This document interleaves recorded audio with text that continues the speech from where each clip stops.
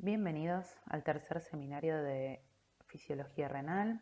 Hoy vamos a hablar de evaluación de la función renal. Mi nombre es Gisela Viviana Oltra, ahí les dejo mi mail y este seminario lo armé en colaboración con Federico Iglesias, del cual también tienen el mail por si se quieren comunicar por alguna duda. Arrancar hablando un poquito de los objetivos de este seminario, que es diferenciar los conceptos de cargas renales, filtrada, reabsorbida, secretada, excretada, así como también de la excreción absoluta y fraccional de los solutos. Comprender y analizar el concepto de clearance y comprender el manejo diferencial de las distintas sustancias por el riñón. Para empezar, vamos a hablar de un concepto general que es el equilibrio de masa de los solutos en el riñón. Siempre y cuando un soluto no se transforme a partir del pasaje en el riñón, el ingreso por la arteria, ¿sí?, es igual a la concentración plasmática de esa sustancia por el flujo plasmático renal que ingresa a la arteria, y la salida debería ser igual a la salida venosa de ese soluto, o sea, la concentración plasmática del soluto por el flujo plasmático renal venoso, más lo que encontremos en la orina, o sea, la diuresis, que es el flujo urinario por la concentración urinaria de ese soluto. Teniendo en cuenta esto, vamos a avanzar a lo que es el manejo renal de las sustancias, ¿sí? Cada sustancia puede tener un manejo diferente. Cuando hablamos de manejo es qué sucede con la sustancia cuando ingresa al riñón. Los manejos clásicos que conocemos son que una sustancia ingrese a través del flujo plasmático renal, se filtre y se excrete. Eso sería un ejemplo de la sustancia A. Otra posibilidad es que ingrese al riñón por el flujo plasmático renal, se filtre, se reabsorba parcialmente y se excrete. Eso sería un ejemplo de sustancia B. Otra opción podría ser que se filtre y se reabsorba completamente, con lo cual no aparezca en orina. Otra opción puede ser que se filtre, pero además se secrete desde el flujo plasmático renal, con lo cual puede que la sustancia directamente no quede en plasma, como sería el ejemplo de y se excrete totalmente en orina. Un ejemplo clásico de A es la inulina, un ejemplo de B podría ser el sodio, un ejemplo de C la glucosa y un ejemplo de D el paraminipurato. Algunos de ellos los vamos a ver hoy en este seminario. Entonces dijimos que las sustancias se pueden filtrar, se pueden reabsorber, se pueden secretar y se pueden excretar. Para saber la carga filtrada, o sea, cuánto se filtra, eso es equivalente al volumen de filtrado glomerular multiplicado por su concentración plasmática. La carga filtrada se evalúa en miligramos por minuto, o sea, en masa sobre tiempo. Después tenemos la carga excretada, que también se mide en miligramos por minuto, o sea, en masa sobre tiempo, y eso es equivalente al flujo urinario por la concentración urinaria de la sustancia. Para saber también la carga excretada, en verdad justamente tiene que ver con la interacción entre lo que es la carga filtrada, le tengo que sacar lo que reabsorbo, o sea, menos la carga reabsorbida, y le tengo que adicionar lo que es la secreción, la carga secretada, como la ecuación que vemos abajo. Esto es importante hacer una aclaración sobre lo que implica que una sustancia se filtre libremente. Vamos a poner el ejemplo del sodio, donde es una sustancia que, como bien vieron en el seminario anterior, no tendría mayores inconvenientes para atravesar la barrera de filtración, por lo cual acompaña al filtrado. Entonces, entendiendo esto, cuando una sustancia se filtra libremente, sabemos que la carga filtrada será igual al volumen de filtrado glomerular por su concentración plasmática. En el caso del sodio, sería 180 litros por día multiplicado por 140 miliequivalentes por litro. Esto da una filtración de unos 25.200 miliequivalentes por día. ¿Qué sucede? Muchos confunden filtrar libremente con que todo lo que pasa por el riñón se filtra. Eso sería filtrado total. En el caso de que fuera total, Esto es un ejemplo como para comprender la diferencia, ¿no? Deberíamos multiplicar todo el flujo plasmático renal que pasa por la concentración plasmática del sodio. Entonces, de esa manera sería más o menos unos 950 litros por día multiplicado por 140 miliequivalentes por litro, que es la concentración plasmática del sodio, y eso me va a dar unos 133.056 miliequivalentes por día. Si se fijan, acá podemos observar que claramente filtrar totalmente no es lo mismo que libremente. Libremente es que no se opone la barrera a su pasaje y va a depender lo que pase directamente del volumen de filtrado glomerular. Totalmente sería que todo lo que pase se filtra. Y esto no sucede. Como ven acá hay una gran diferencia entre filtrar libre y totalmente. Volviendo un poquito a los conceptos entonces, ya repasamos, vimos lo que es carga filtrada, lo que es carga excretada, que implica filtrar libremente y cómo calculo justamente la carga filtrada y la excretada. Ahora también, digamos, tenemos dos conceptos que los vimos recién, pero vamos a ahondar un poquito más, que son carga reabsorbida y carga secretada. En relación a la reabsorbida, por definición es la cantidad de sustancia que pasa a la luz tubular a la sangre en unidad de tiempo. También todo se mide en masa por tiempo. Y esto se puede averiguar en sustancias que se reabsorben únicamente, o sea, se filtran y se reabsorben, haciendo una resta que es carga filtrada menos carga excretada. Eso me va a dar cuánto se reabsorbió.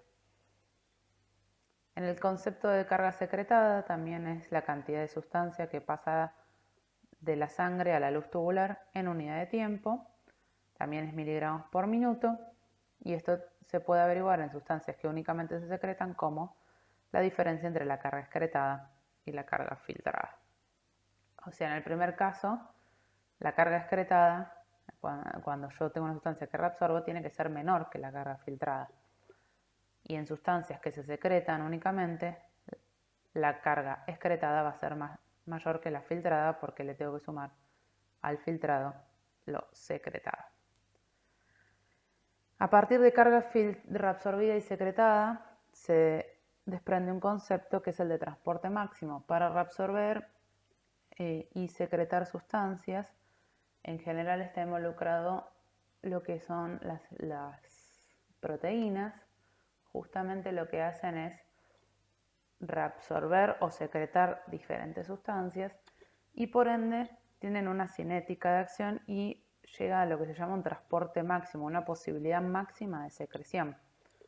Bien, el transporte máximo entonces por definición es la máxima cantidad de sustancia que puede ser reabsorbida o secretada en los túbulos renales en una unidad de tiempo. Este concepto tiene que ver, como les decía antes, con la saturación de los transportadores, y ahí les pongo un ejemplo como de puerta giratoria como para comprenderlo.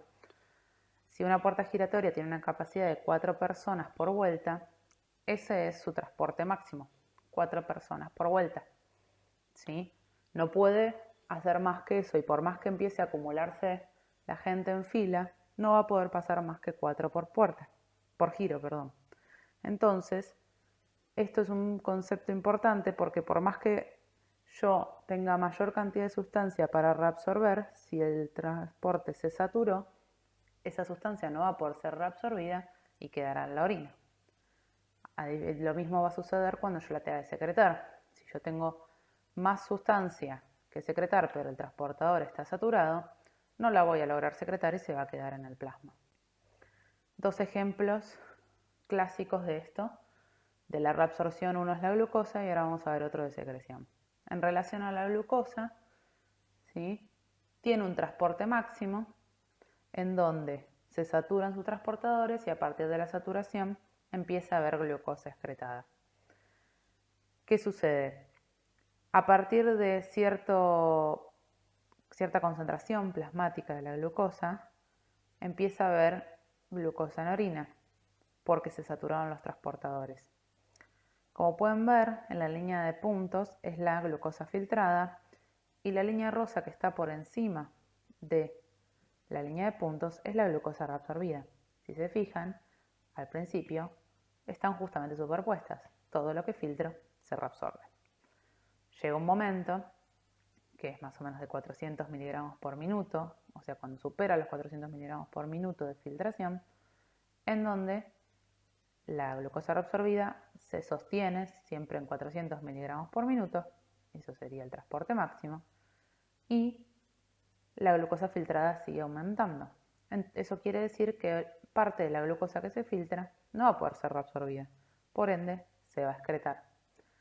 Ahí es cuando, si miran la curva de la glucosa excretada, inicialmente no hay glucosa excretada y luego de pasar cierto umbral, que es alrededor de 180 a 200 miligramos por decilitro de concentración plasmática de glucosa, empieza a aparecer la misma en orina, empieza a tener glucosa excretada.